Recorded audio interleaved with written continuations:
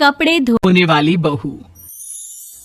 शादी के पहले से ही विभा को कपड़े धोने का बड़ा शौक था। कभी नल के नीचे तो कभी तालाब के पास। अरे मेरी नीली वाली लुंगी नहीं दिख रही है। विभा की अम्मा, कहाँ रखी है लुंगी? अरे वो तो विभा ने परसों ही धोकर रखी थी आपकी अलमारी में, देखो वहीं होगी।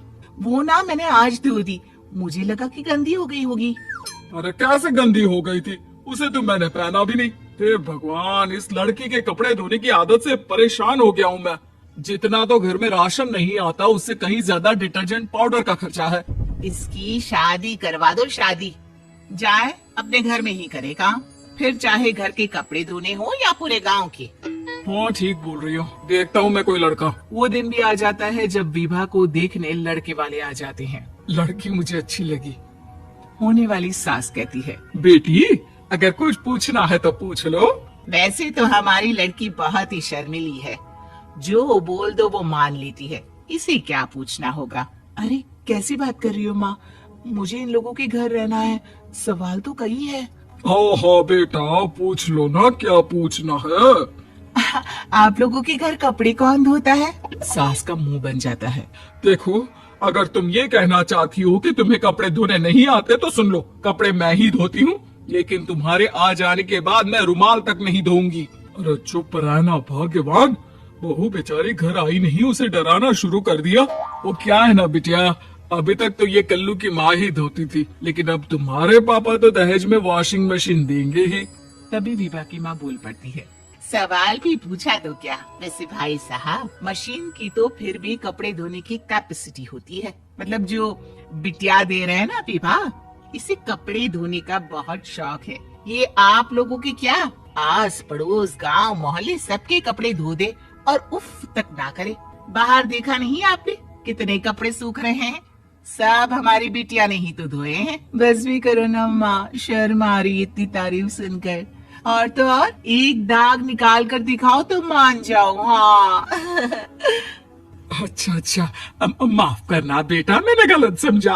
हमें तो रिश्ता बहुत पसंद है। और ऐसे जुड़ जाता है रिश्ता कपड़े धोने का शौक रखने वाली विभा का। उसकी शादी हो जाती है कोयला फैक्ट्री में काम करने वाले कल्लू के साथ। शादी के बाद अचानक विभा चिल्लाती हुई सास के पास आती है, सासू माँ, अरे सासू माँ कहाँ है आप? ये तो धोखा है, धोखा दिया आप लोगों ने मुझे। इसे ससुर के चक्कर के बारे में पता चल गया। अरे तो उसमें तुझे क्यों धोखा मिला है? अरे नल में पानी नहीं आता, कपड़े कैसे कब धुलेंगे? अच्छा, तू पानी नहीं आ रहा उसकी बात कर रही है। तो आपने क्या सोचा? कुछ नहीं। अच्छा, तेरी माँ ने कहा था कि कपड़े धोने का शौक है, तुझे याद आया मुझे। शौक बोलकर कपड़े धोने वाले मेरे जुनून को कम ना आके सासू माँ, कपड़ा धोना मेरा गुरूर है। तभी पति भी वहाँ आ जाता है। अभी मैंने इसे सनी देओल की फिल्म दिखाई है, उसी के डायलॉग मार रही है माँ। अच्छा सुन, साफ साफ बता रही हूँ, पानी सुबह 4 से 6 और शाम को 10 से 12 आता है, समझी? विभा टाइमिंग सुनकर हैरान हो जाती है। ये क्या भूतों का मोहल्ला है? सुबह 4 बजे उठकर कौन कपड़े धोता है? 4 बजे टंकी में पानी जाता है, फिर सारा दिन धोना ना, किसने मना किया? अरे कैसी बात कर रही है, 200 लीटर की टंकी में कितने कपड़े धो लूंगी मैं, सुबह ही उठ जाऊंगी मैं। अब क्या था, विभा सुबह 4 से लेकर रात के 12 बजे तक कपड़े ही धोती रहती। एक रोज सास पड़ोस से निकलकर कहीं जा रही होती है कि साथ वाली कहती है, हाँ कल्लू की माँ, जरा ये बताओ कि 2 साड़ी है, 2 ब्लाउज और एक पेटीकोट और एक नाड़ी वाला लंबा कच्छा। हाँ तो? अरे तो क्या, कितना लोगी धुलाई ये बताओ। धोबन दिख रहे हैं हम क्या? हमारे पति सरकारी नौकरी से अभी रिटायर हुए हैं और बेटा सुपरवाइजर है कोयला फैक्ट्री में। धोबन समझ रखा है हमें? हाय रे कल्लू की अम्मा, माफ कर दो, वो तो मोहल्ले में यही सब बता रहे थे कि तुमने बहू को कपड़ा धुलवाने के काम में लगा दिया है। सास को पड़ोसन की बात सुनकर गुस्सा आ जाता है। वो घर पहुंचती है जहाँ घर के बाहर ही इतने सारे कपड़े सूख रहे होते हैं जितने कि किसी धोबन के घर पर। अरे ओ कल्लू की दुल्हन, बाहर निकल। माँ जी यहीं आ जाओ, बाथरूम में चादर धो रहे हैं हम। अरे अभी हम धोते हैं, तुमको बाहर निकलो। ये आस पड़ोस वाले बोल रहे हैं कि हम बहू से कपड़े धुलवा कर उसे कपड़ा धोने वाली बना दिए हैं। अरे छोड़ो ना माँ जी, किन लोगों की बातों में आती हो। आस पास के लोगों का तो काम ही होता है कि वो किसी तरह सास बहू को लड़ा दे। बहू सारे घर के कपड़े धोती है, ये क्या कम है? बोलिए। सास को भी लग जाता है कि वो बहू का ये सनकीपन नहीं छुड़वा सकती, इससे अच्छा है कि खुद ही चुप हो जाए। एक रोज सास और बहू मंदिर जाते हैं, जहाँ सास की साड़ी वहाँ खड़ी भीख मांगने वाली से मिलती है। माँ जी क्या बात है, आपकी साड़ी उस भिखारन से कितनी मिल रही है ना? हाँ हाँ देखो तो दोनों की साड़ी मिल रही है। क्या बात है कल्लू की अम्मा, तुम खुद को तो अफसर की बीवी बताती हो और ऐसी सिंपल सी प्लेन साड़ी पहनकर घूमती हो। सिंपल और प्लेन नहीं है ये साड़ी। तो क्या सोने के धागे से फूल बने हैं?